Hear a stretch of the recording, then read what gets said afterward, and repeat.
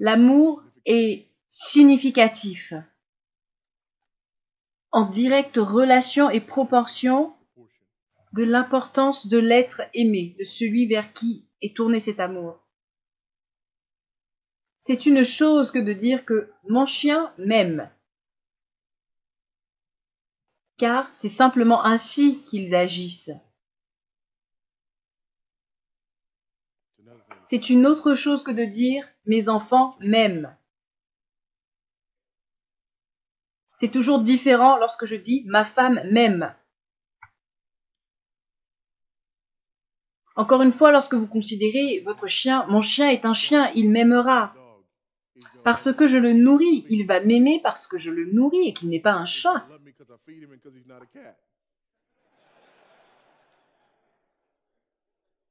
Amen à une personne. Ils le font simplement parce que c'est ainsi que les chiens agissent, vous savez. Il y a ce dessin avec des chiens qui sont assis en face et ils se disent, en face de leur bol et ils se disent, mais ces gens prennent soin de nous, ils nous nourrissent, ils doivent être des dieux. Prochain dessin, et cette fois-ci ce sont des chats. Ils se disent, ces gens nous nourrissent, ils prennent soin de nous, nous devons être des dieux.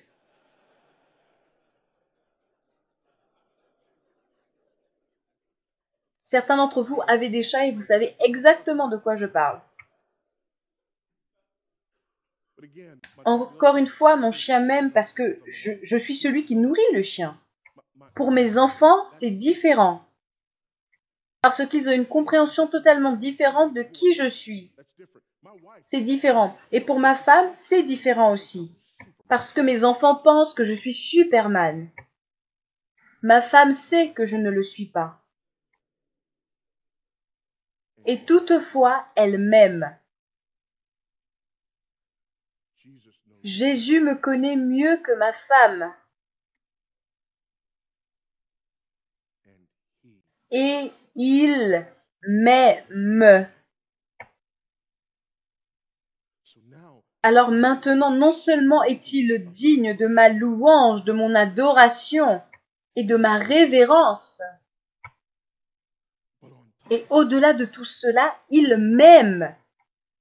Et cela me rend désireux de vouloir lui donner mon adoration, l'adoration, la louange et la révérence, la crainte et l'honneur et tout ce qu'il mérite, et même plus parce qu'il m'aime. Non d'un amour niais, sentimental. Ce qui est dit ici, ce n'est pas que Jésus ressent un sentiment de chaleur dans son cœur lorsqu'il pense à moi. Ce n'est pas ce qui est dit ici, et Jean est clair à ce sujet. Et encore une fois, c'est important, et voici ce qui se passe lorsque nous témoignons de Jésus le Christ. Car combien de fois, lorsque nous confrontons le péché, il y a des gens qui disent « Oh, nous avons besoin d'être un peu plus aimants. » Mais qu'est-ce que cela signifie? Mais qu'est-ce que cela signifie? Tu as besoin d'être un peu plus aimant, je ne sais pas, mais ça n'avait pas l'air très aimant, très aimable. Savez-vous que l'amour, quelquefois, ne semble pas très aimant? Si mon fils était sur le point de rentrer en collision avec une voiture, mon amour ne ressemblerait pas à quelque chose de niais, de sentimental. Il semblerait même violent. La maison de mon voisin est en feu pendant que celui-ci est à l'intérieur en train de dormir. Mon amour pour mon voisin fracassera la porte. Je la casserai s'il le faut, et je le tirerai, l'entraînerai de là, hors de sa maison. Et si vous le prenez dans un contexte pour dire que ce n'est pas très aimant, mais alors que c'est absolument l'amour. Voyez-vous, nous avons confondu l'amour et le sentimentalisme. Oh, ça a besoin d'être simplement un peu plus aimant. Ce n'est pas l'amour que de dire à des personnes qui sont pécheurs et qui sont entre les mains d'un Dieu en colère que tout va bien.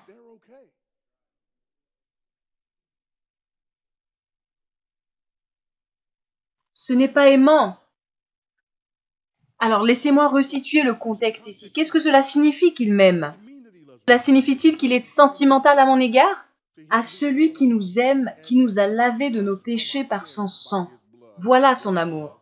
Le Christ est mort pour les pécheurs une fois pour toutes, le juste pour les injustes, afin qu'il puisse nous réconcilier avec Dieu. Dieu prouve son amour envers nous en ce que, lorsque nous étions encore pécheurs, Christ est mort pour nous. Il n'y a pas de plus grand amour que de donner sa vie pour ses amis. Marie, aimez vos femmes comme le Christ a aimé l'Église et il s'est livré, donné lui-même pour elle, afin de la sanctifier après l'avoir purifiée par l'eau de la parole, afin de faire paraître devant lui cette Église glorieuse. Voyez-vous, c'est cela l'amour. Et ce n'est pas simplement du sentimentalisme, quelque chose de niais, de la niaiserie. L'amour agit, c'est l'acte de la volonté, accompagné par des émotions qui conduisent à l'action en faveur de l'être aimé. Il nous aime, il y a une démonstration de son amour. Il nous aime, le Christ aime, il est aimant. Il m'aime lorsqu'il me regarde dans les yeux et me dit « Va et ne pêche plus ». Il m'aime. Lorsqu'il me chasse du temple avec un fouet, il m'aime.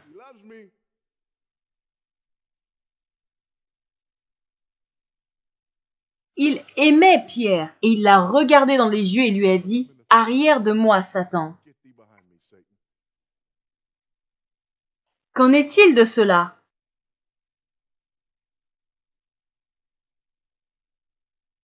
Voyez-vous ceci, l'amour, encore une fois, ceci est important. Lorsque nous témoignons du Christ, nous évangélisons, mais c'est aussi important dans notre adoration.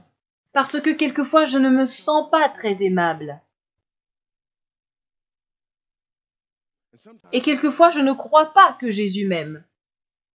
Car quelquefois, je regarde et je me fie à mes propres émotions. Alors me voici. Et je ne me sens pas très digne. Et je ne me sens pas très aimable. Je ne me sens pas très aimé à cause de telle ou telle autre raison. Je ne me sens simplement pas aimé. Et comme je ne me sens pas aimé, je pense donc que ça signifie que Jésus ne doit pas m'aimer à cet instant présent. Car s'il m'aimait et qu'il déversait sur moi son amour sentimental et niais, je me sentirais aimé. À ce moment, lorsque tu veux savoir si Jésus t'aime, ne regarde pas ton propre cœur, regarde à la croix.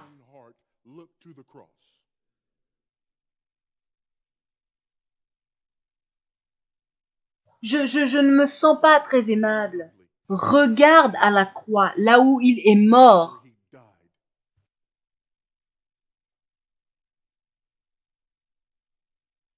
Et voici une information. Il ne sentait pas l'envie de le faire.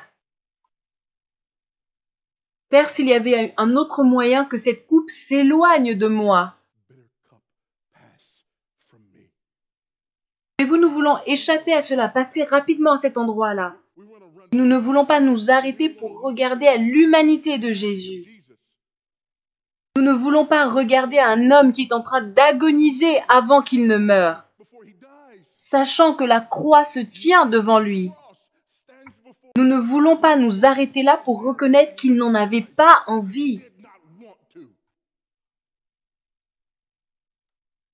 Mais vous devez vous arrêter là, afin d'apprécier la phrase suivante.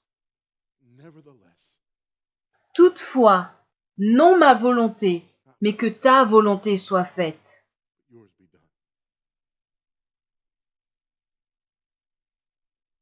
Qu'avons-nous là? Numéro 1, nous avons une image de la bonne compréhension de l'amour que Jésus a pour nous, qui est fonction du fait qu'il nous a libérés de nos péchés en mourant pour nous à la croix. Vous avez aussi une démonstration de l'amour de Elohim pour nous. Parce que le Fils est là en train d'agoniser et il s'en remet à son Père. Comment? Par la puissance du Saint-Esprit.